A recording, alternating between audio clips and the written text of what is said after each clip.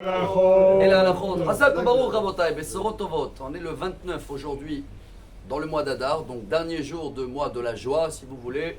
Et à partir de ce soir et demain, on rentre dans Rosh Chodesh Nissan, si on veut le nommer le mois de la cacheroute. Il y avait un grand rabbin, décédé à peu près une vingtaine d'années, 2005, qui s'appelait Rabbi Shlomo Wolbe, très connu. Il a écrit un grand livre de Moussar à Aléchor. Il était Mashgiach dans la yeshiva de Be'er Yaakov. Et lui, il souhaitait à ce jour-là, à tous ses élèves, il a déjà démarré avant Purim, et il disait Shiel Lachem, Purim Kacher et Pessah Sameach.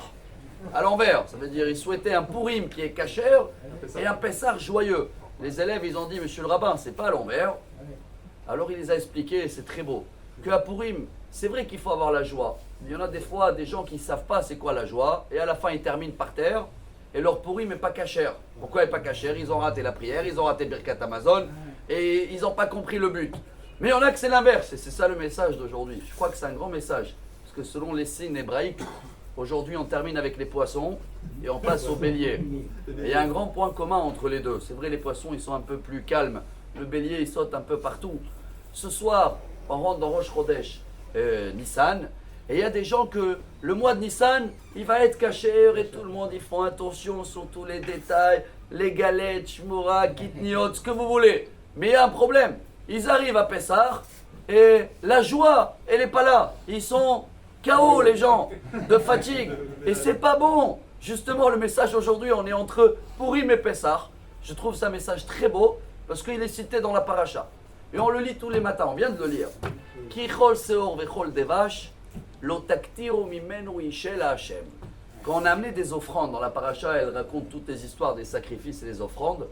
Dieu il demande jamais dans l'offrande, ni du hametz et ni du miel.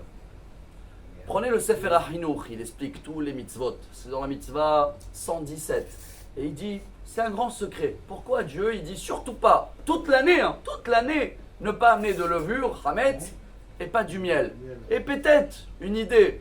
Le hametz représente tout ce qu'il faut faire très très vite. Si Dieu il demande je veux pas hametz, ça veut dire qu'il veut des galettes. C'est quoi les galettes? Il faut faire rapide. Si tu fais rien avec la pâte et le temps il est passé, ça y est, c'est hametz.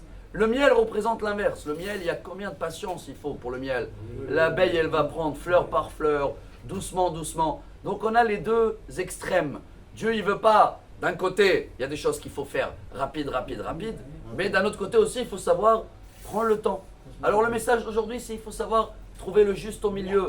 Garder la joie de le mois d'Adar, la joie des poissons, le garder malgré que c'est le mois de bélier où on va sauter non-stop jusqu'à Pessah. Mais ça ne veut pas dire qu'il faut perdre la joie et il faut commencer à être stressé, nerveux, colère. Tout ça, ça veut dire dommage. On n'a pas pris tout le paquet qu'il faut de Purim. Alors je vous souhaite à tous, veille de Rosh Chodesh Nissan, j'espère qu'on a eu un Purim Kacher et un Pessah Sameach. Bonne journée.